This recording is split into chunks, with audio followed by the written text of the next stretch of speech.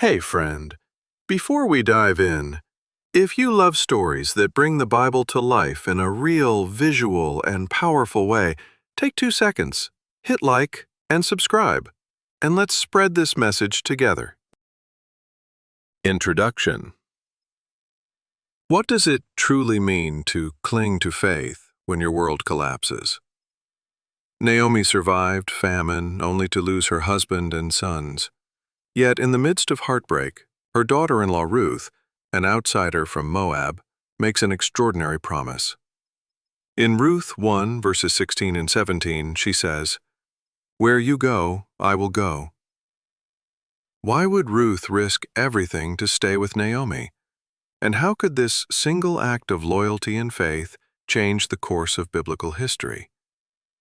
To understand the depth of Ruth's choice, we need to step back and see what led Naomi's family to leave their home in the first place. When famine becomes the first test. Bethlehem, whose very name means house of bread, became a place marked by hunger. In the lawless days of the judges, famine swept through the land, leaving families desperate and uncertain about their next meal. The irony couldn't be missed. Bethlehem, once a symbol of abundance, now faced empty fields and empty stomachs. For Naomi's family, the famine was more than a hardship. It was a test that forced them to consider the unthinkable. Elimelech, Naomi's husband, had to make a choice. With no food in Bethlehem, he decided to move his family to Moab, a neighboring country across the Dead Sea. This was not a simple move. Moab and Israel shared a long and troubled history. The Moabites descended from Lot's oldest daughter, and their relationship with Israel was often strained. Deuteronomy chapter 23, verses 3 through 6, even barred Moabites from entering the assembly of the Lord, highlighting the deep divide between the two peoples. Choosing Moab as a refuge meant stepping into a land where Naomi and her family would always be outsiders. Leaving Bethlehem was not just about escaping hunger, it meant leaving behind their homeland, their community, and the worship practices that shaped their identity. In ancient times, moving to a foreign country was a profound loss. Naomi and her family lost the comfort of familiar faces and the safety of shared beliefs. They entered a place where their customs were strange and their God was not worshipped. The journey itself would have been difficult, crossing rugged terrain with few guarantees of what lay ahead. Arriving in Moab, Naomi's family had to start over. Elimelech likely found some way to provide, and for a while life settled into a new routine. But the sense of being other never fully faded. Moabites worshipped Chemosh, not the God of Israel, and the customs and daily rhythms would have felt foreign. Naomi and her sons Mahlon and Chilion had to navigate a new world where every interaction reminded them they didn't quite belong. For Naomi, stepping into Moab was more than a change of address. It was leaving behind everything that had defined her life. The decision carried a heavy cost. Community, faith, and identity were all left behind. In that time, there was no certainty of finding acceptance or even survival in a new land. The move was a gamble, driven by the urgent need to survive. Living in Moab also meant facing the reality of being separated from the spiritual life and traditions of Israel. The family was surrounded by different beliefs and practices.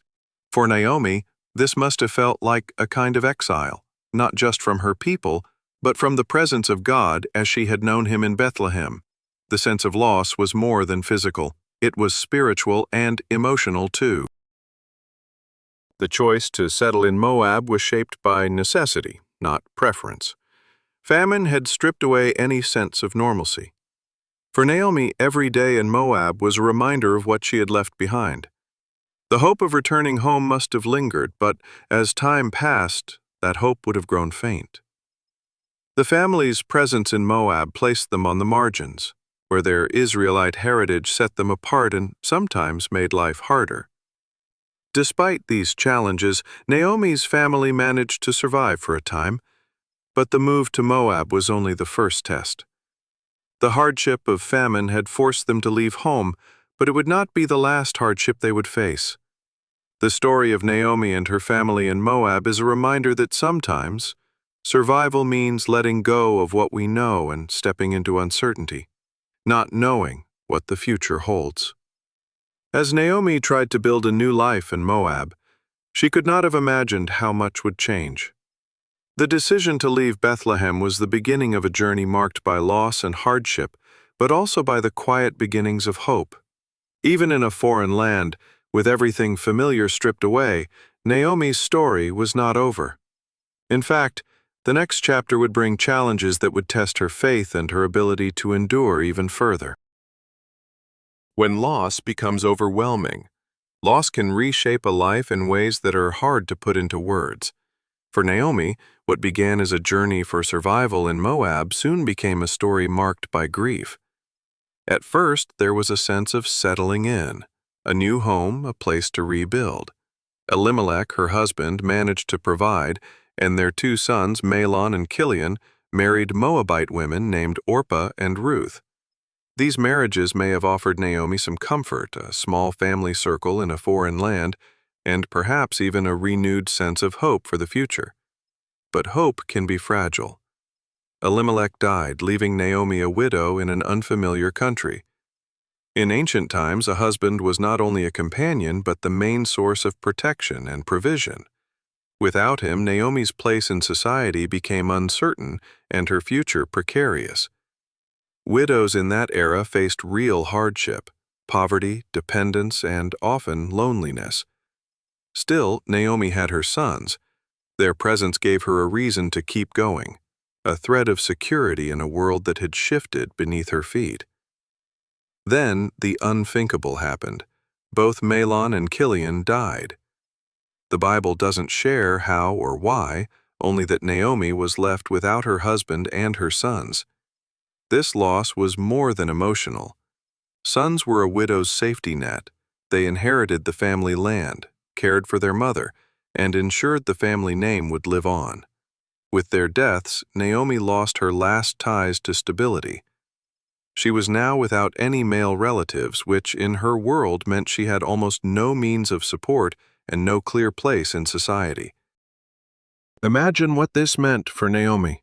She was far from home, surrounded by people who worshipped Chemosh instead of Yahweh, and now she was left with no immediate family. Her daughters-in-law, Orpah and Ruth, remained with her, but Naomi understood that their connection was fragile, especially after her sons were gone. The grief must have felt all-consuming, a sense of being uprooted, left exposed and alone.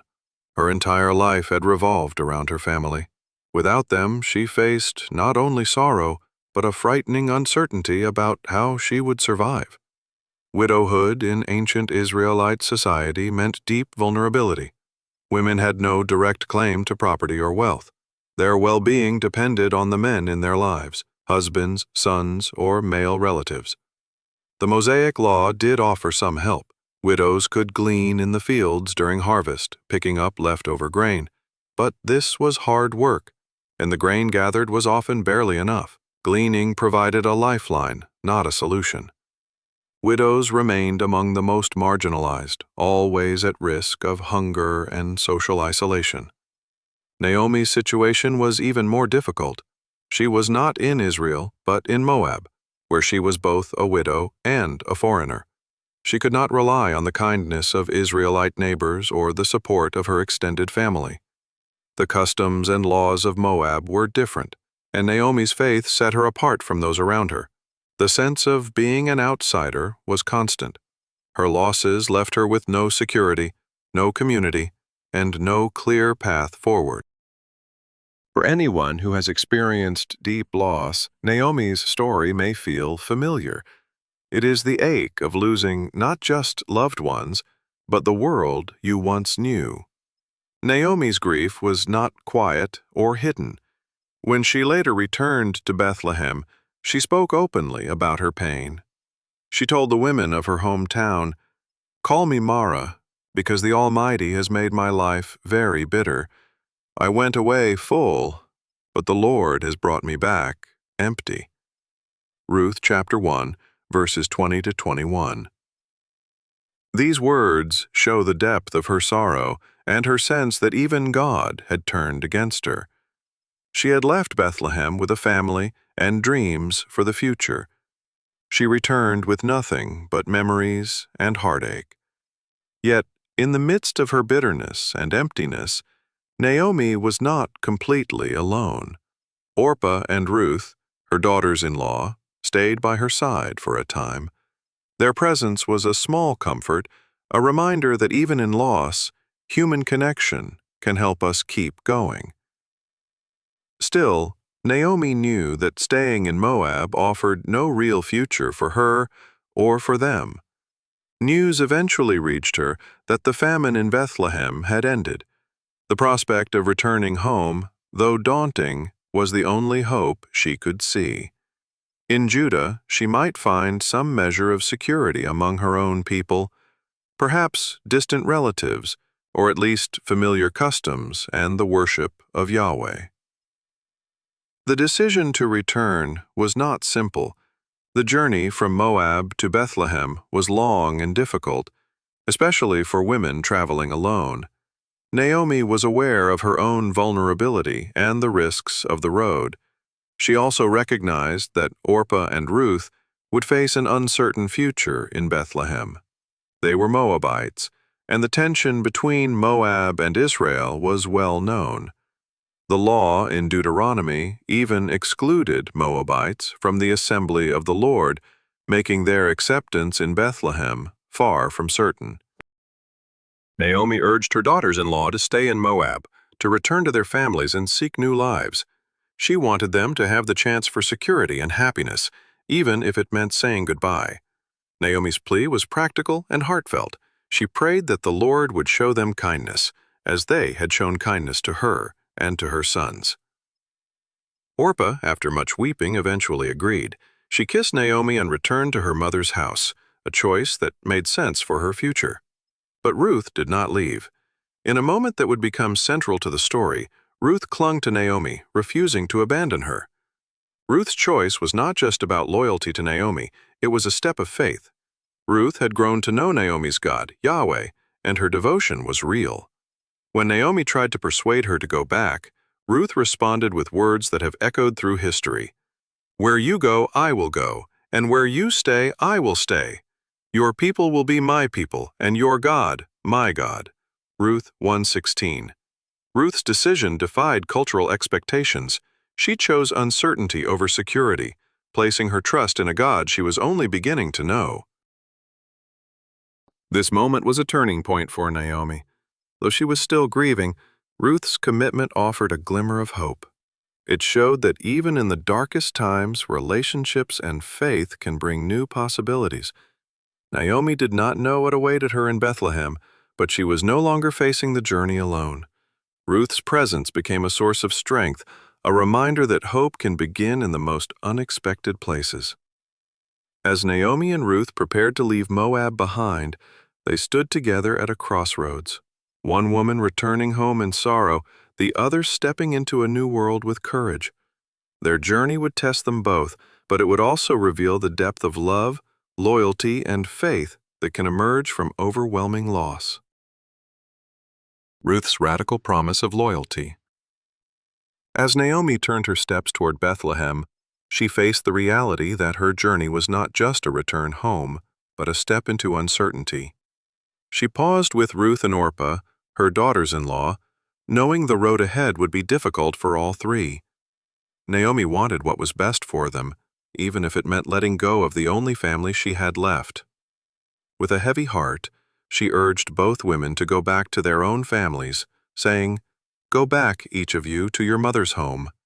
May the Lord show you kindness as you have shown kindness to your dead husbands and to me." Naomi's words were gentle but firm. She believed their futures would be brighter in Moab, where they were known and could find new beginnings. For Naomi herself, hope felt distant, but she was determined not to let her sorrow drag Ruth and Orpah into a life of hardship. This moment was filled with tears and honest emotion. All three women wept together, each feeling the weight of what they were about to lose. Naomi insisted that her daughters-in-law had no obligation to follow her. She was too old to remarry or provide them with new husbands, and she saw no future for herself but bitterness. For Orpah and Ruth, the decision was not simple. They had shared years of family life, and their bond with Naomi was real, but Naomi's reasoning was clear. Returning to Moab offered comfort, familiarity, and the chance to rebuild. Orpah listened to Naomi's plea. After much weeping, she kissed Naomi goodbye and returned to her people and her gods, as mentioned in Ruth chapter 1, verse 15. This was not a sign of weakness or lack of love. Orpah made a wise and understandable choice, choosing the path that seemed safest and most promising in a world that offered few guarantees to widows. Naomi did not blame her. She knew Orpah's decision was practical and rooted in hope for a better future. Ruth, however, could not be persuaded. She clung to Naomi, refusing to leave her side. When Naomi tried again to send her back, Ruth responded with words that have become one of the most powerful declarations in all of Scripture. "Where you go, I will go, and where you stay, I will stay. Your people will be my people, and your God, my God. Where you die, I will die, and there I will be buried. May the Lord deal with me, be it ever so severely, if even death separates you and me." Ruth, chapter 1, verses 16 and 17. Ruth's promise was not only a pledge of loyalty to Naomi, but a complete commitment to a new identity, a new people, and a new faith. This moment marked a turning point for both women. Ruth was not just promising to care for Naomi as a daughter-in-law, she was leaving behind her homeland, her family, and her old way of life.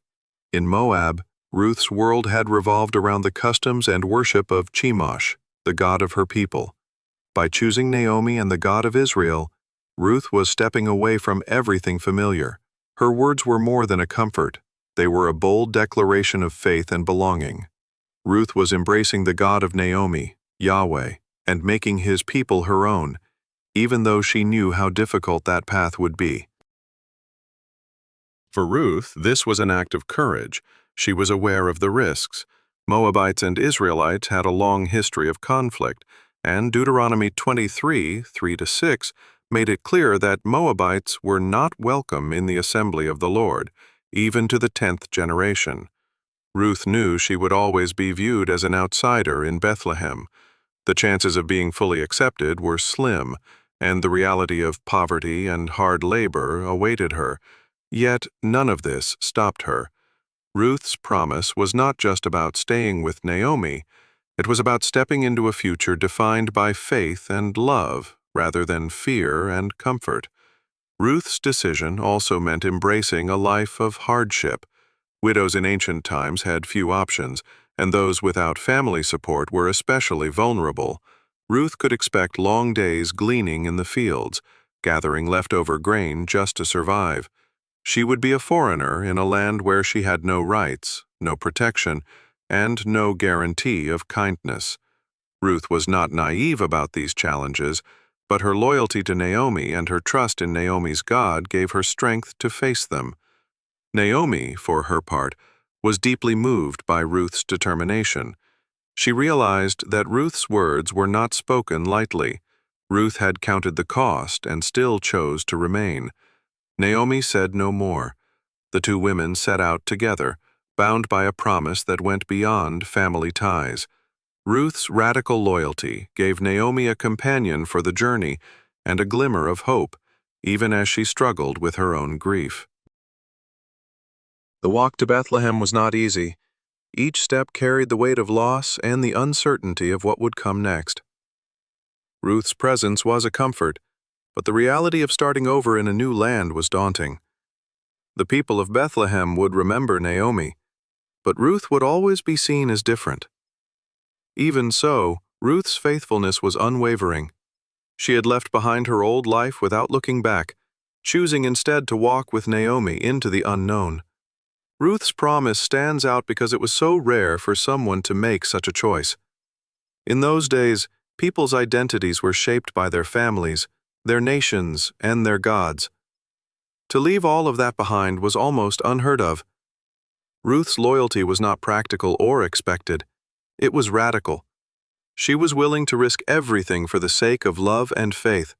Her words to Naomi were not just a comfort in a moment of sadness. They were the foundation for a new beginning. As Ruth and Naomi approached Bethlehem, their future was uncertain. They had no wealth, no status, and no clear plan for survival. All they had was each other and Ruth's promise. This commitment would shape the rest of their story, and it would become an example of selfless love and faith for generations to come. Ruth's choice reminds us that sometimes the greatest acts of faith are found in the willingness to walk alongside someone through hardship, even when the outcome is unknown. Their arrival in Bethlehem would not be met with celebration or comfort. Instead, they would face questions, whispers, and the daily reality of poverty. But Ruth's promise remained firm. She had chosen Naomi, her people, and her God, and she would not turn back.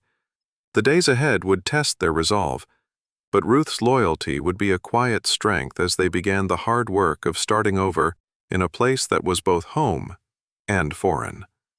What does it take to rebuild when you have nothing left? For Ruth and Naomi, the answer began with a promise, a decision to face the unknown together, trusting that even in the hardest moments, new beginnings were possible. Starting over, facing poverty in Bethlehem. When Naomi and Ruth reached Bethlehem, their arrival stirred quiet curiosity rather than excitement. On arrival, the townspeople whispered, "Is this Naomi?" The years had changed her. Loss had left its mark. Naomi, once full of hope, now returned with nothing but the clothes on her back and Ruth by her side. She told the women of the town, "I went away full, but the Lord has brought me back empty." Ruth chapter 1, verse 21. Her words carried the weight of her grief and the reality that she had no land, no husband, and no means to support herself. For Naomi, this was not just a homecoming. It was a public reminder of all she had lost. For Ruth, the challenge was even more daunting. She was a Moabite, and everyone in Bethlehem would know it. Moabites were viewed with suspicion because of their nation's history and their worship of Chemosh. Ruth's accent, her clothes, and even her features set her apart. She could not blend in, and her presence likely sparked whispers and wary glances. Ruth was not only a widow, but also a foreigner, two marks against her in a society that valued lineage and belonging. The sense of being an outsider would follow her everywhere she went. Both women faced the harsh realities of widowhood in ancient Israel. In a world where men held property and provided for their families, widows often found themselves with nothing. The Mosaic Law made some provision for them, but life was still difficult. Widows were among the most vulnerable, and their survival depended on the charity of others, or on the law's small safety nets. Ruth and Naomi had no family to rely on, no land to farm, and no wealth to fall back on. Every day was a question: how would they eat, and how would they survive? One of the ways the law cared for the poor, widows, and foreigners was through gleaning.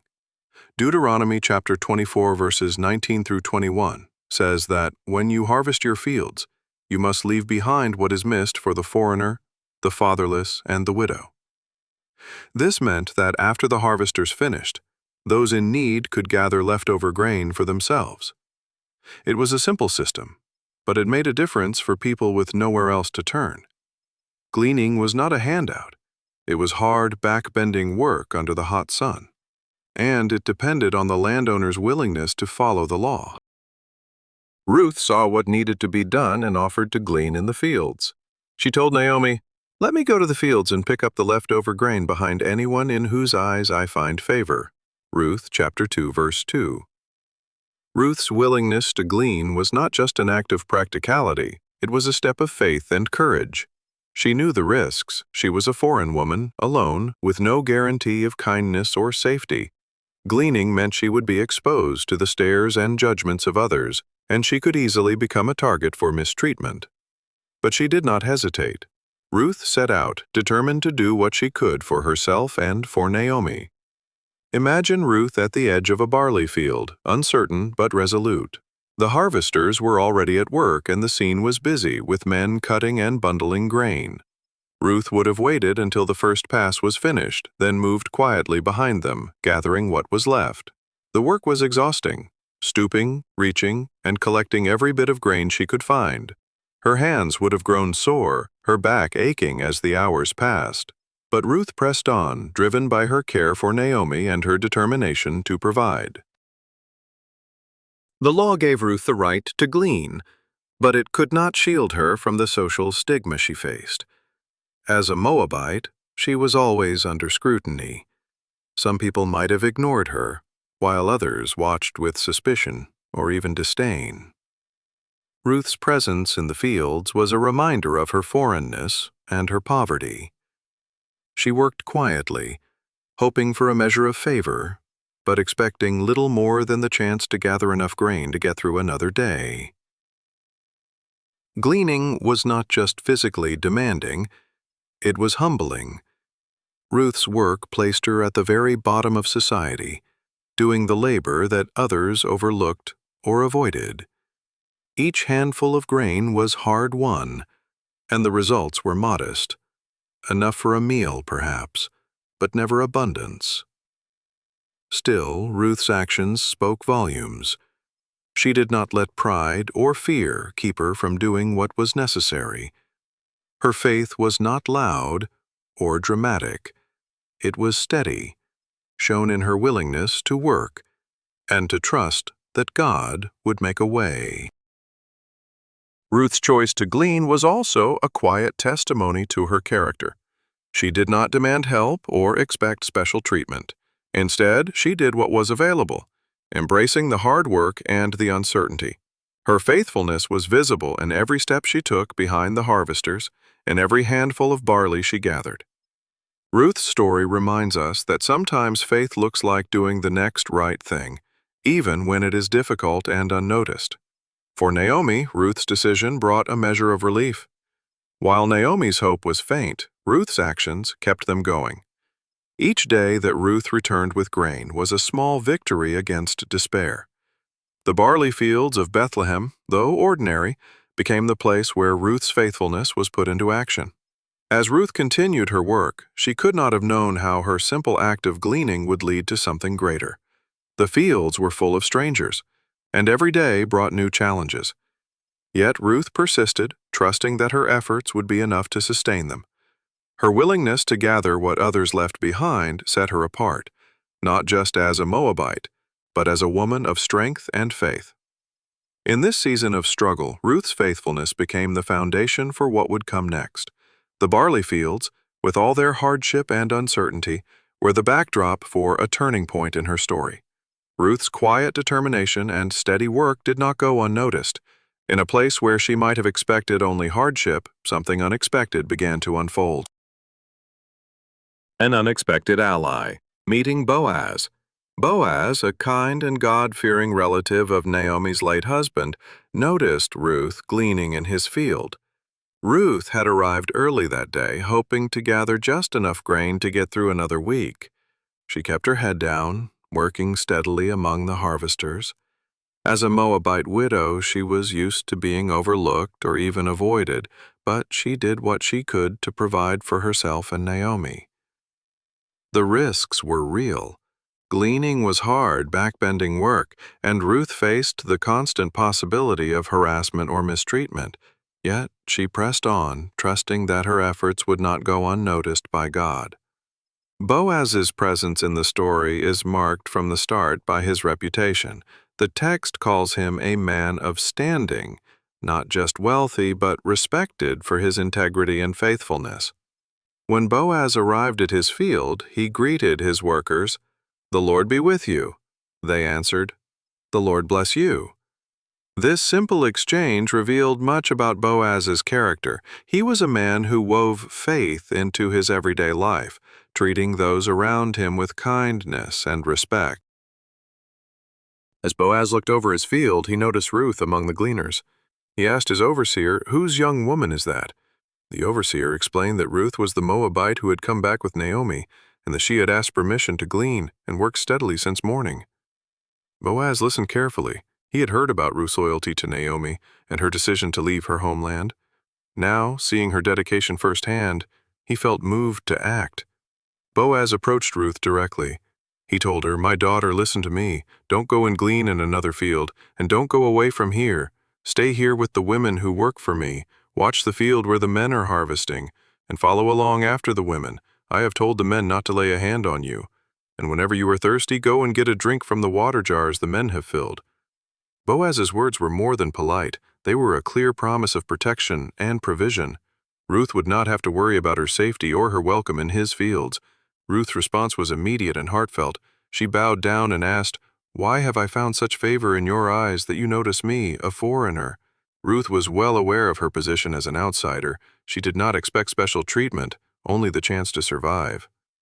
Boaz answered gently. He told her, "I've been told all about what you have done for your mother-in-law since the death of your husband, how you left your father and mother and your homeland and came to live with a people you did not know before. May the Lord repay you for what you have done. May you be richly rewarded by the Lord, the God of Israel, under whose wings you have come to take refuge." Ruth 2 verses 11 through 12.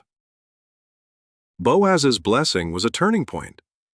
He recognized Ruth's courage and faith, and he spoke words of encouragement that reached beyond her immediate need. Boaz saw Ruth not as a foreigner or a burden, but as someone worthy of respect and kindness. His actions went even further. At mealtime, he invited Ruth to eat with his workers. She sat with them, and Boaz offered her roasted grain. Ruth ate until she was satisfied, and even had some left over. For someone used to going without, this meal was more than food. It was a sign of welcome. After lunch, Boaz gave further instructions to his workers. "Let her glean even among the sheaves, and don't reprimand her. Even pull out some stalks for her from the bundles, and leave them for her to pick up, and don't rebuke her." Boaz was not content to simply follow the law as minimum. He made sure Ruth would have more than enough to bring home. His generosity was quiet but intentional, reflecting a heart that cared for justice and mercy. Ruth worked in Boaz's field until evening. When she threshed the barley she had gathered, it amounted to about an ephah, far more than she could have hoped for in a single day. She carried it back to town, along with the food she had saved from lunch, and showed Naomi all she had collected. Naomi was amazed at the abundance. She asked, "Where did you glean today? Where did you work? Blessed be the man who took notice of you." Ruth told her about Boaz and his kindness. Naomi recognized Boaz's name at once. He was not just a generous landowner, he was a relative, someone with the right to act as a kinsman redeemer for their family. Naomi's heart stirred with hope. She praised Boaz, saying, "The Lord bless him. He has not stopped showing his kindness to the living and the dead." Naomi explained to Ruth that Boaz was one of their close relatives, someone who could play a special role in their story. Ruth continued to glean in Boaz's fields through the barley and wheat harvests, working alongside the other women. Each day she returned with grain, and each day Naomi saw the difference Boaz's kindness made. Ruth's willingness to work and Boaz's generosity provided for their needs, but something deeper was happening as well. The trust and respect between Ruth and Boaz grew with each encounter. Ruth's faithfulness and humility did not go unnoticed, and Boaz's protection created a space where hope could begin to take root again. Boaz's role as a kinsman redeemer was more than a legal title. In Israelite tradition, a kinsman redeemer was a close relative responsible for helping family members in distress. This could mean buying back land, supporting a widow, or ensuring that a family's name and inheritance were not lost. It was a voluntary act, rooted in compassion and faithfulness. The law did not force Boaz to help Ruth and Naomi, but his character and his devotion to God made him willing to do so. The days of gleaning passed, and the harvest drew to a close. Ruth and Naomi's lives had changed. They had food to eat and a measure of security, but their future was still uncertain. Naomi began to wonder if there might be a way to secure lasting protection and hope for Ruth. She remembered the role of the Redeemer and the kindness Boaz had already shown. As Naomi considered their options, a new sense of possibility began to grow. The story of Ruth and Boaz in the barley fields is a reminder that small acts of kindness can have far-reaching effects. Boaz's generosity did not just meet a temporary need. It opened the door to something more.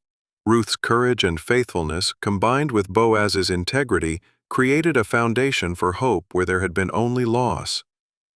As the season changed and the harvest ended, Naomi watched the events unfold with cautious optimism. She began to think about what might come next and how a bold step could bring hope to their broken family. Naomi's bold plan for redemption.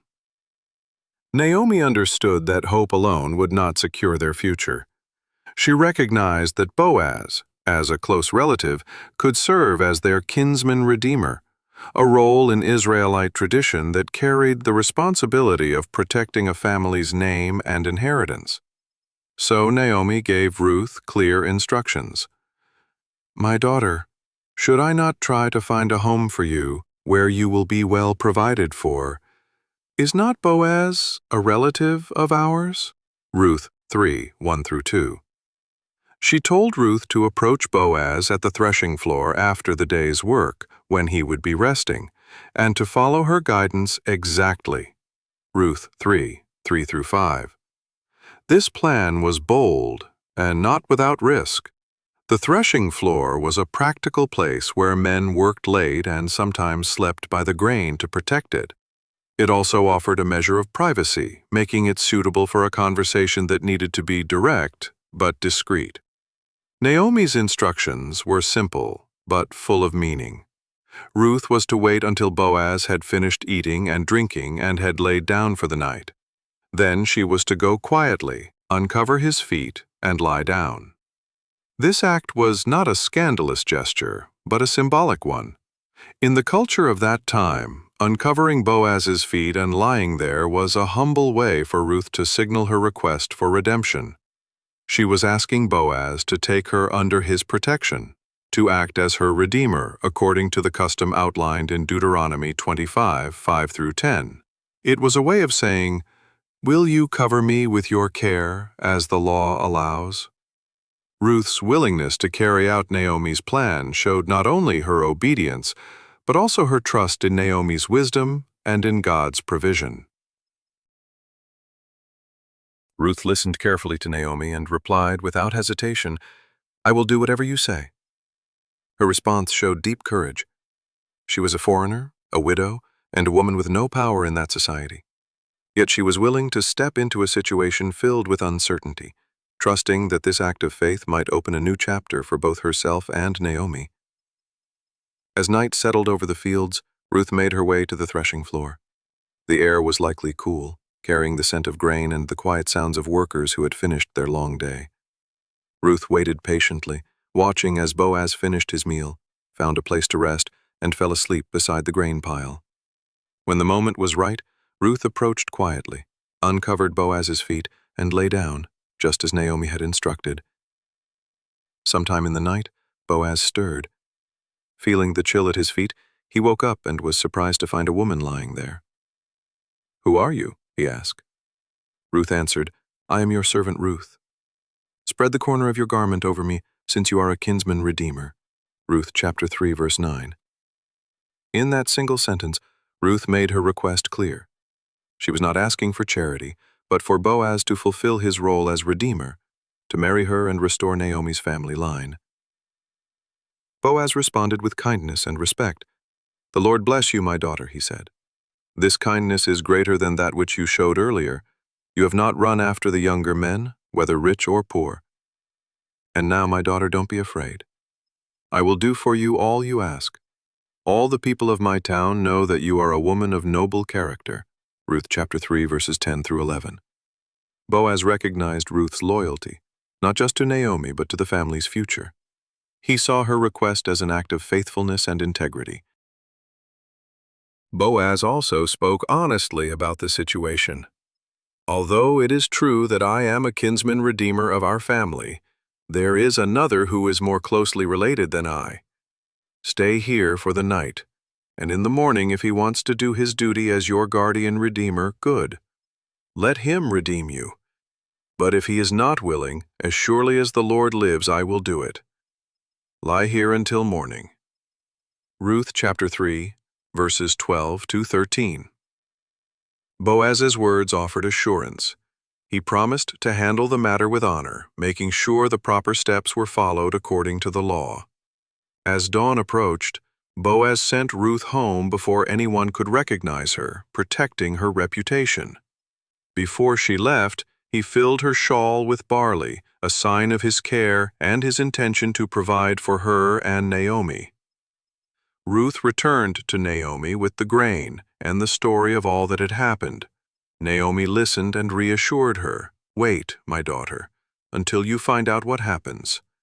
For the man will not rest until the matter is settled today." Ruth chapter 3, verses 18. Naomi's plan had been bold, but it was rooted in her understanding of God's law and her hope for redemption. Ruth's obedience and courage brought that plan to life, and Boaz's response showed the character of a true redeemer, one who acts with integrity, compassion, and respect for the law. The threshing floor encounter was not about dramatic gestures or secret romance. It was about taking a clear, respectful step toward a future that honored both tradition and personal faith. This turning point in the story reminds us that redemption often begins with a willingness to act in faith, even when the outcome is uncertain. Naomi's wisdom, Ruth's bravery, and Boaz's integrity all played a part in moving the story forward. They each took risks, Naomi in forming the plan, Ruth in carrying it out, and Boaz in agreeing to take responsibility. Each decision was shaped by a desire to do what was right, not just for themselves, but for the family and the community. The process of redemption in ancient Israel was not a simple or automatic one. It required careful attention to law and custom, but it also called for personal commitment. The kinsman redeemer was expected to step in when a family member was in need, but it was not a duty that could be forced. It was a choice, and it came with real costs. For Ruth and Naomi, the hope of a new beginning rested on Boaz's willingness to act, and on the community's acceptance of their new family. As Ruth and Naomi waited for Boaz to resolve the matter, they did so with a quiet trust. They had done what they could, and now the outcome rested in the hands of Boaz and in the providence of God.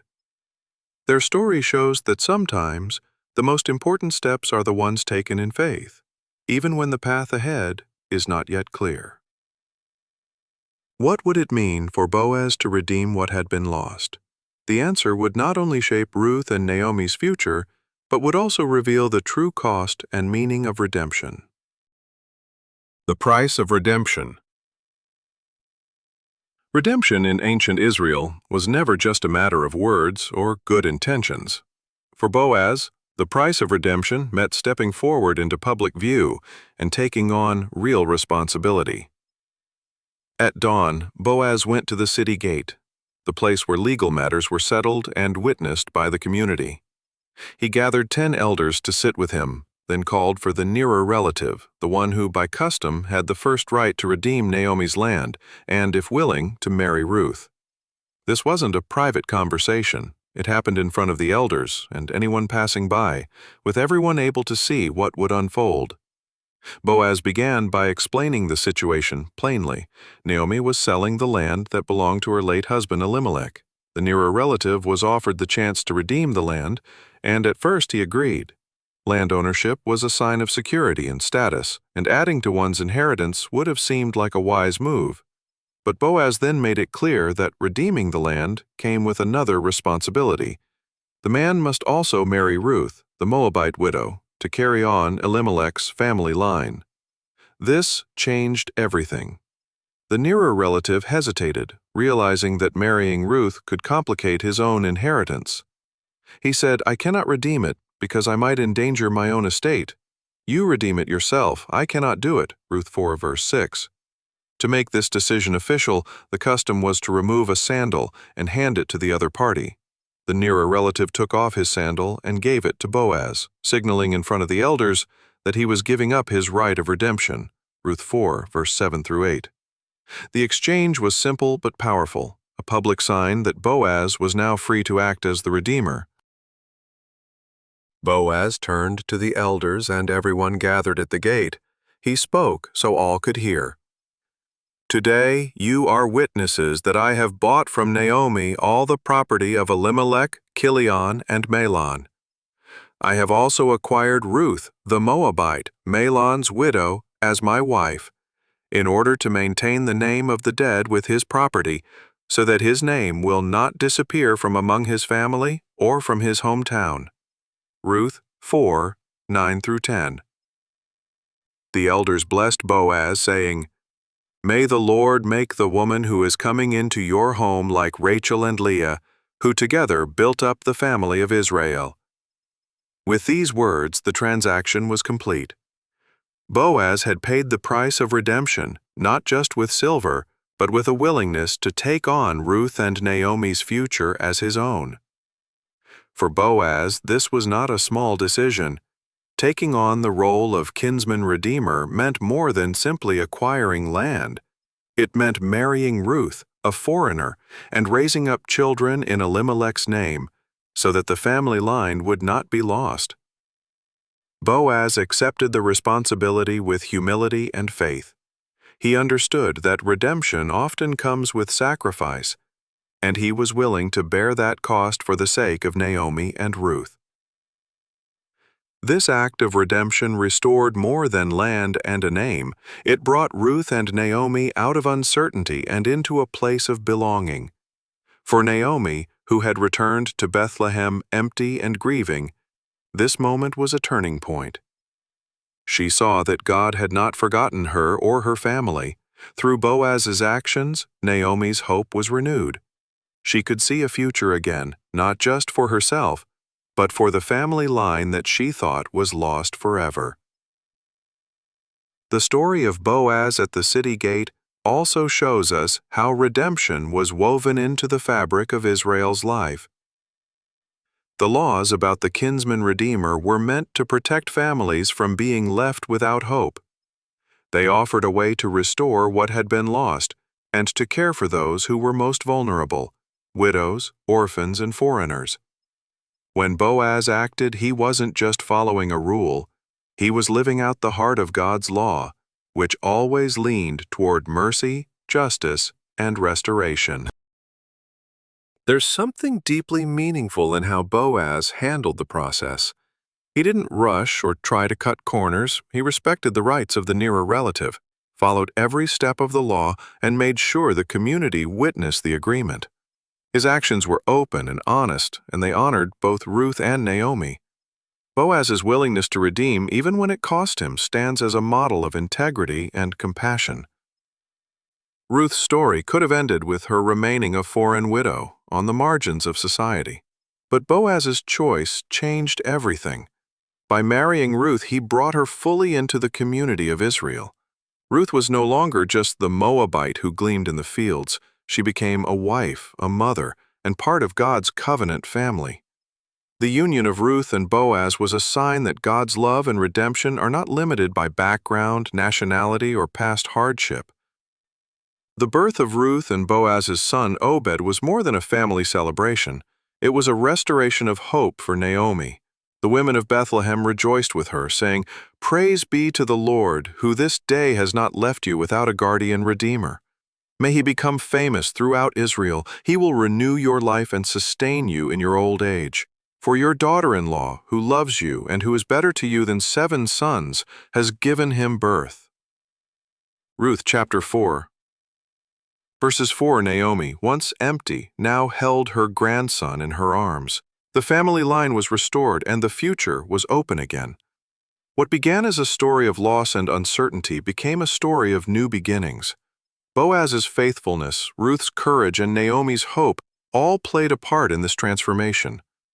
The price of redemption was real. It involved risk, sacrifice, and a willingness to step into someone else's pain.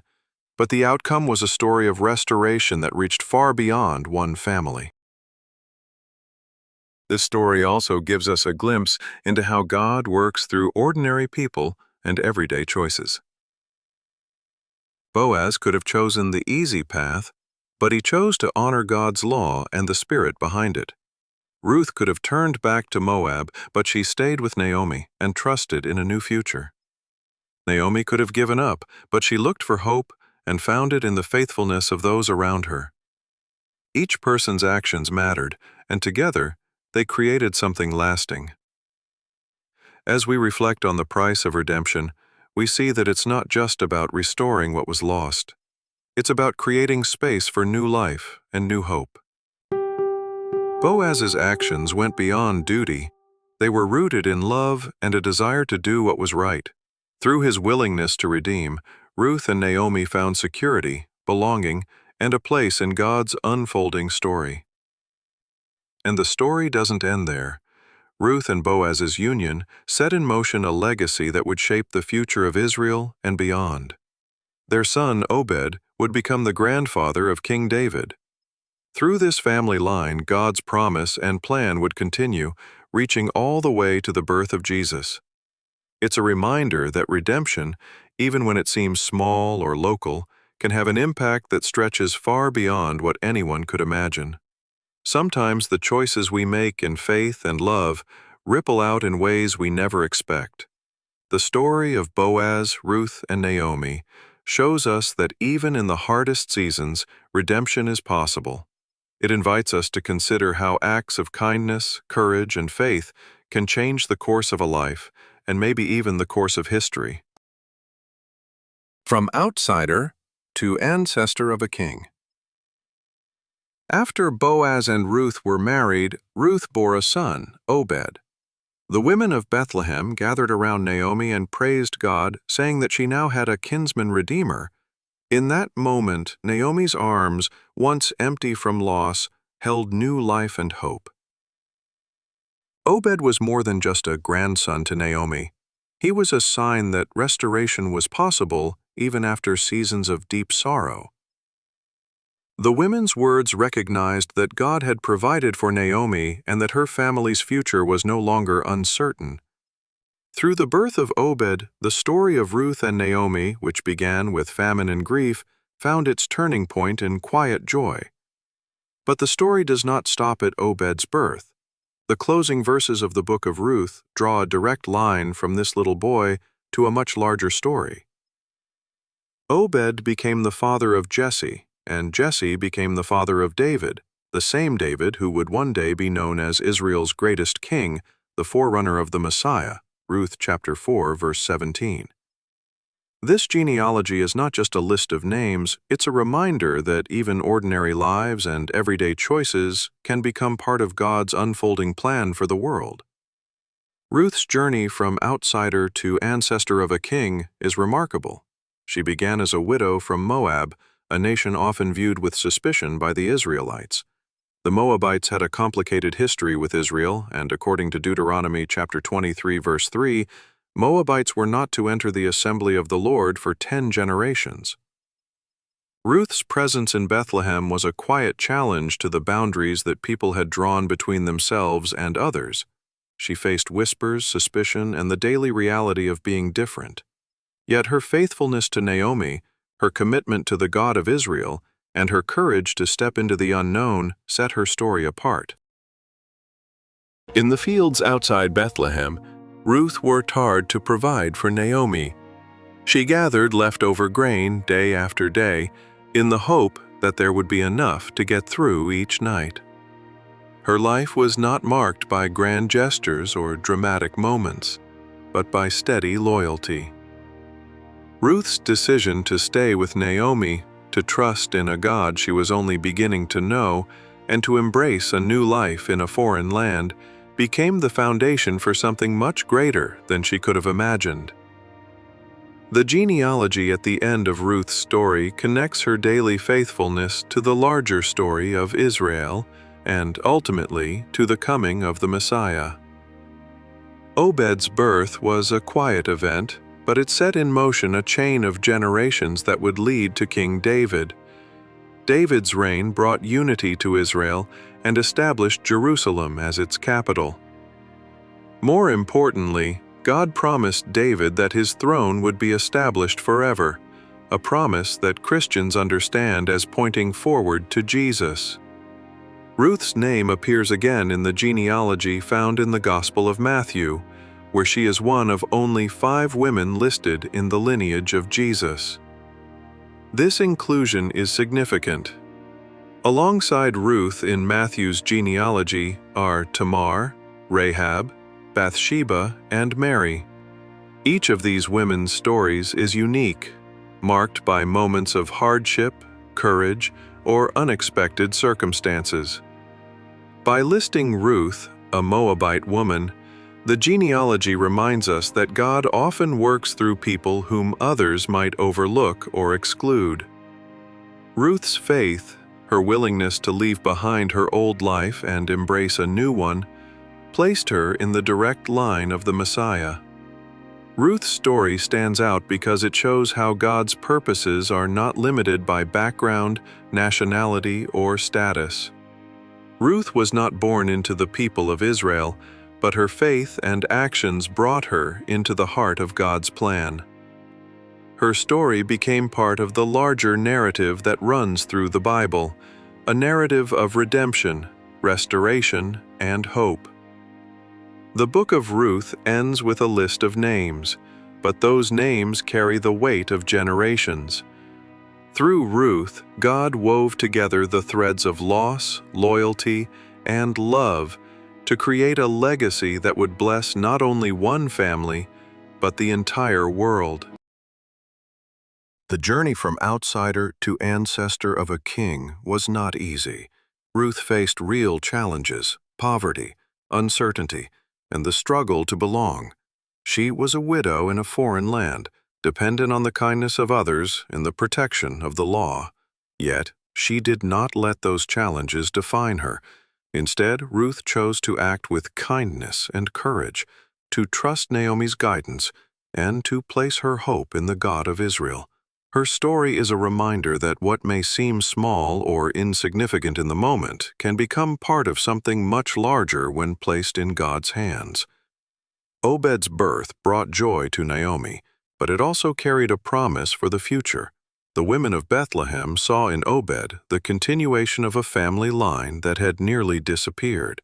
They recognized that God had not forgotten Naomi or Ruth. Through one faithful act after another, God brought about a new beginning. The story of Ruth and Naomi, which started with hunger and heartbreak, ended with the hope of a future king. The placement of Ruth's story in the Hebrew Bible and in Christian scripture is also important. In the Hebrew Bible, Ruth is found among the writings, highlighting its role as both history and wisdom. In Christian Bibles, it sits between Judges and 1 Samuel, bridging the time of the judges and the rise of the monarchy. This placement emphasizes how Ruth's story connects personal faithfulness to the broader movement of God's people through history. Ruth's story is celebrated during the Jewish festival of Shavuot, the Feast of Weeks. This holiday marks the giving of the law at Sinai and the beginning of the harvest season. Reading Ruth at this time is a reminder of God's provision, the importance of kindness to outsiders, and the ways that faith can bring new life even after loss. Ruth's journey from Moab to Bethlehem, from widow to mother, is echoed in the themes of the festival: hope, renewal, and the gathering of a people. As we reflect on Ruth's place in the lineage of David and Jesus, we see that her story is not just about one family's restoration. It is about the way God can use ordinary people and everyday choices to shape the future. Ruth's inclusion in the genealogy of the Messiah is a sign that no one is beyond the reach of God's plan. Her faithfulness, lived out in small acts of love and loyalty, became the foundation for a legacy that would change the world. The story of Ruth invites us to consider the impact of our own choices. Ruth could not have known that her decision to stay with Naomi would lead to the birth of a king, or that her name would be remembered for generations. She simply acted out of love and faithfulness, trusting that God would provide. In the same way, our actions, however small they may seem, can have lasting effects. The story of Ruth encourages us to be faithful in the ordinary moments, to show kindness even when it is hard, and to trust that God is at work even when we cannot see the outcome. Ruth's journey from outsider to ancestor of the king is a story of hope and transformation. It reminds us that God's purposes are often fulfilled through unexpected people and quiet acts of faith. The genealogy at the end of Ruth's story is not just a record of names, but a testimony to what can happen when someone chooses love, loyalty, and trust over fear and isolation. As we look back at Ruth's story, we see that it offers more than a lesson from the past. It speaks to the choices we make today, the relationships we nurture, and the ways we respond to challenges. The story of Ruth encourages us to look for God's hand in our own lives, especially in times of uncertainty or change. It shows us that faithfulness in the present can open doors to a future we cannot yet see. Ruth's place in the family line of David and ultimately of Jesus stands as a quiet, the powerful witness to the way God weaves together the lives of those who trust Him. Her story is a reminder that no one is too far removed, too ordinary, or too unlikely to be used by God for something greater. Let's take a moment to reflect on how Ruth's journey can encourage us. Her life shows that even when we feel like outsiders or when our days seem small, our faith and choices matter. Ruth's story invites us to consider how acts of loyalty, kindness, and trust can shape not only our own lives but also the lives of those who come after us. Second, Ruth's story highlights the value of hard work. When Ruth and Naomi arrived in Bethlehem, they had nothing. Ruth could have waited for someone to help, but instead she took initiative. She went out to glean in the fields, gathering leftover grain so they could eat. Ruth 2. Gleaning was not easy work. It meant long hours in the sun, bending and picking up what others had missed. Ruth's willingness to work hard, even in a lowly position, was a sign of her character. She did not let pride or fear stop her from doing what needed to be done. Ruth's diligence did not go unnoticed. Boaz saw her effort and was moved by her commitment to Naomi. He protected her, made sure she had enough, and praised her for her hard work. The story shows us that God often uses our everyday efforts, even the small, unseen ones, to open doors and provide for our needs. Ruth's example reminds us that there is dignity in all kinds of work. What matters is not the size of the job, but the heart we bring to it. When we work faithfully and do what we can, we create space for God to move in ways we might not expect. Hard work in Ruth's story is also about perseverance. Ruth didn't stop when things got tough. She kept going day after day, trusting that her effort would make a difference. Her steady commitment is a reminder that faithfulness often looks like showing up and doing the next right thing, even when results come slowly. In our lives, there will be seasons when progress feels slow or when our work seems unnoticed. Ruth teaches us that these moments matter. God sees our effort, and He can use it as part of His plan for restoration. Third, Ruth's journey is a lesson in faith under uncertainty.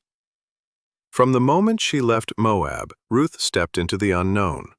She had no guarantee of acceptance in Bethlehem. She had no promise of provision or security. Yet she trusted Naomi's God and followed where that trust led her. When Naomi suggested a bold plan for Ruth to approach Boaz at the threshing floor, Ruth 3, Ruth listened and acted in faith, even though she could not predict the outcome. She placed herself in a vulnerable position, trusting that God would provide and that Boaz would respond with kindness. This faith under uncertainty is central to Ruth's story. She did not demand answers or certainty before moving forward. She did not wait for everything to be safe or clear. Instead, she took small steps, trusting that God was at work in ways she could not see. Her story encourages us to do the same. There will be times in our lives when the future is unclear and the road ahead feels risky. Ruth shows us that faith does not always mean having all the answers. Sometimes it means being willing to move forward with trust, believing that God is present in every step.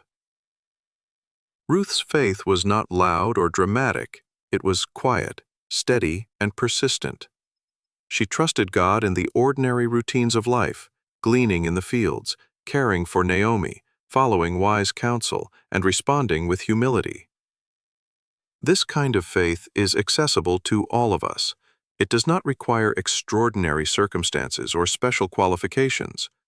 Ruth's story invites us to trust God with our daily lives, to believe that He is working in the background, weaving together a story of hope and redemption, even when we cannot see it.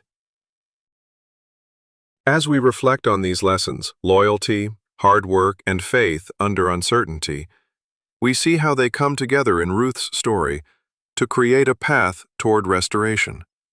Ruth's loyalty to Naomi provided companionship and hope. Her hard work met practical needs and drew the attention of those who could help. Her faith under uncertainty opened the door to new possibilities and ultimately to a place in the family line of King David.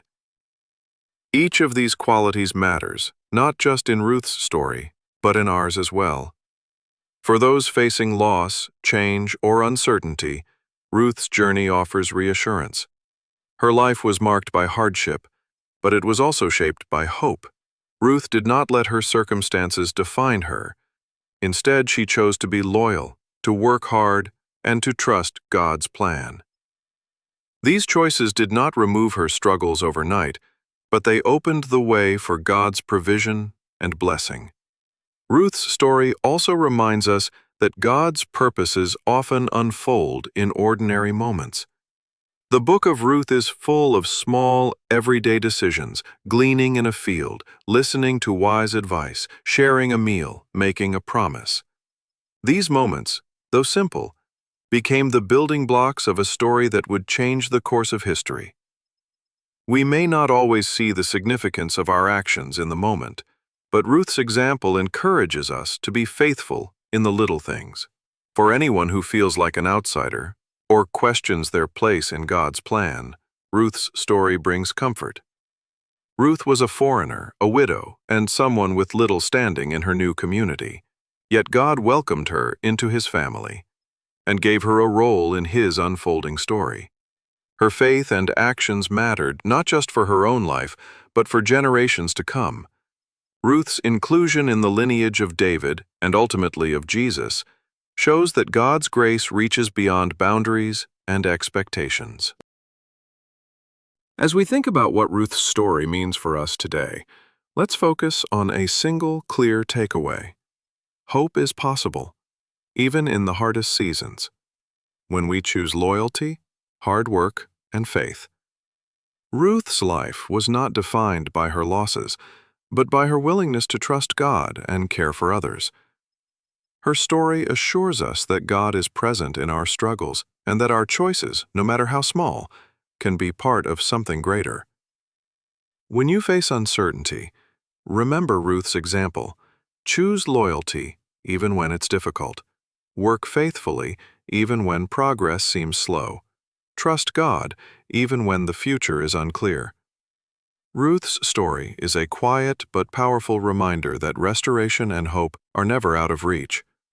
Let's carry these lessons with us and look for ways to live them out each day.